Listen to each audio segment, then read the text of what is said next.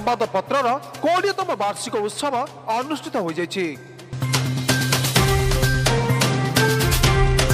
व्यासनगर सहरस्थित फेरक्रम ठारे आज उदयवाट संवाद भित्तिक पत्रिकार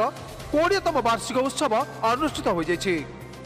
अनुष्ठित कार्यक्रम में उद्घाटक भाव जाजपुर विधायिका सुजाता साहू जोग देथिबा बेले मुख्य अतिथि भाव व्यासनगर पूर्वतन नगरपाल रसानंद महांती जोग देई उदयवाट संवाद पत्रिकार उत्तरोत्तर कामना करने सहित कोरेर मुकुट विहीन सम्राट तथा पूर्वतन विधायक स्वर्गत अशोक कुमार दासंक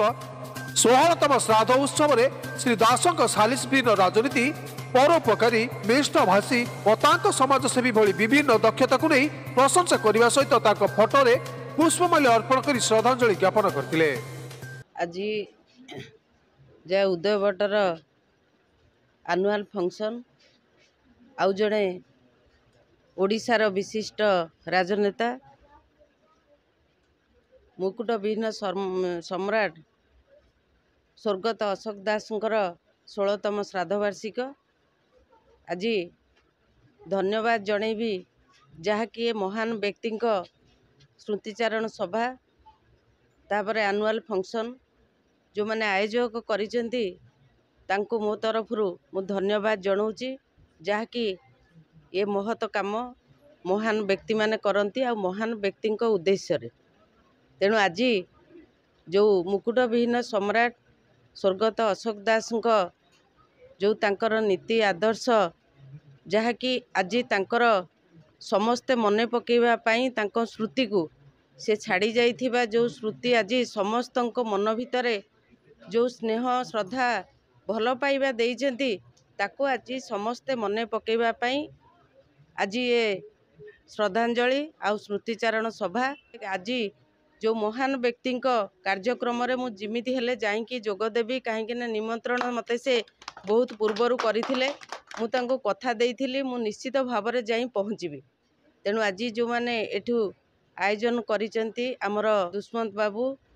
आ समस्ते एठी जो मैंने उपस्थित अछंती समस्त को मो नमस्कार जनाऊँगी समस्त को मु धन्यवाद जनाऊँगी। अनुष्ठित उत्सव में मुख्य वक्ता भाव व्यासनगर पूर्वतन नगरपालिका सविता राउ एवं सम्मानित अतिथि भाव समाजसेवी सत्यनारायण महांती वरिष्ठ सांबादिक हरधन बानर्जी समाजसेवी कैलाश चंद्र सामल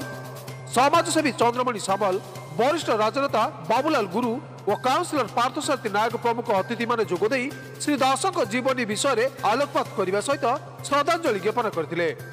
एवं उदयवाट संवाद पत्रिकार उत्तरोत्तर कामना करथिले। मु संपादक उदयवाट एवं उदयवाट ई न्यूज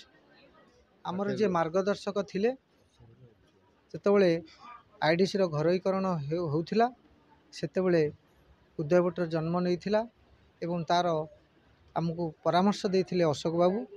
एवं से दिन आम निरवच्छिन्न भाव में प्रकाशित करि आसुछु एवं हठात तांकर देहांत हो जाइथिला 2009 मसीह